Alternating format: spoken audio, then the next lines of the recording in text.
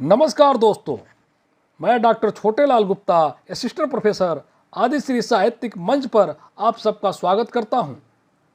आज के वैचारिक विचार विमर्श का विषय है लोकतंत्र एवं संस्कृति पर हमला करता कोरोना।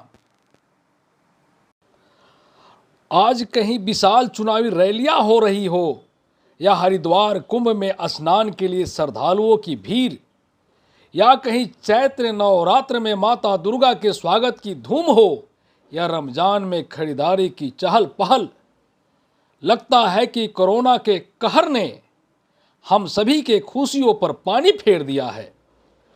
कोविड-19 महामारी सूरसा के मुंह की तरह अपना प्रकोप बढ़ाती ही जा रही है। कोई भी महामारी सामान्यतः स्वास्थ्य संबंधी संकट होती है, लेकिन कोरोना वायरस से उपजी कोविड-19 महामारी तो उससे बहुत आगे निकलकर हमारे जनतंत्र, समाज, संस्कृति और जीवन के सभी पहलुओं को बुरी तरह से प्रभावित कर रही है। लेकिन बंगाल में भारी मतदान इसका सूचक है कि हमारे लोकतंत्र का जुनून कोरोना के हमले को निष्प्रभावी करने पर आमदा है, चाहे उसकी कोई भी कीमत क्यों न चुकानी पड़े, पर यह कीमत बहुत भयानक है। पिछले वर्ष हमारा ध्यान केवल आर्थिक मंदी तथा मजदूरों और गरीबों की बदहाली पर गया था।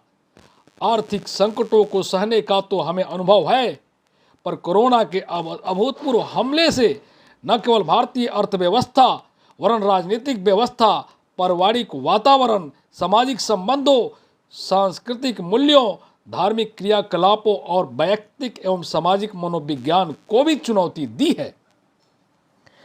कोरोना का पारिवारिक और सामाजिक संबंधों पर हमला कुछ ज्यादा ही गंभीर है। ये संबंध भावनात्मक होते हैं।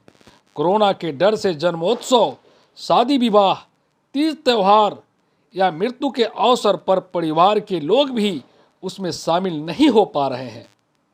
सबको अपने प्राण प्यारे हैं। प्राणांत या एकांत में चयन का कोई विकल्प नहीं। इसमें वैयक्तिक एवं पारिवारिक भावनाओं को जो ठेस पहुंच रही है और उससे सामाजिक संबंधों में जिस तरह का बदलाव हो रहा है, वह अपनी संस्कृति के विपरीत है। रहीम ने कहा है, रहीमन धागा प्रेम का मत तोड़ो चटकाए, टूटे से फिर न जुड़े, जुड़े गांठ पर जाए। कोरोना हमारे पारिवारिक और सामाजिक संबंधों में प्रेम के जिस धागे को तोड़ रहा है, वह हमें आगे बहुत भारी नुकसान पहुंचाने वाला है। आज इंटरनेट मीडिया सामाजिक संबंधों को सहेजने के रूप में आया है। इंटरनेट मीडिया प्लेटफॉर्म जैसे फेसबुक, व्हाट्सएप, ट्विटर आदि ये हमारे संबंधों की कोमलता, भावनात्मकता और प्रगाढ़ता को नियंत्रित कर रहे हैं।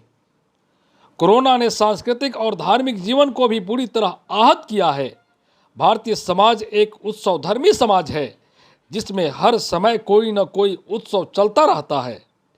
सबसे मिलना जुलना, साथ में खाना पीना, हंसना बोलना आदि हमारे दैनिक जीवन के अभिन्न अंग हैं, जो हमें ऊर्जा, उत्साह, उमंग व उम्मीद से भर देते हैं।